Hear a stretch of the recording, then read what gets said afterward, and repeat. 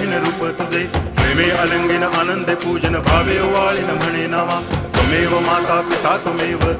बंधुश्च सखा त्वमेव विद्या द्रविणं त्वमेव सर्वं मम देव कायेन वाचा मनसेन्द्रियैर्वा बुद्ध्यात्मना वा प्रकृति स्वभावात् करोमि यद्यत् सकलं परस्मै नारायणायति समर्पयामि अच्युतं केशवं रामनारायणं कृष्णदामोदरं वासुदेवं हरि गिरिधरं माधवं गोपिकावल्लभं जानकीनायकं रामचन्द्रं भजे हरे राम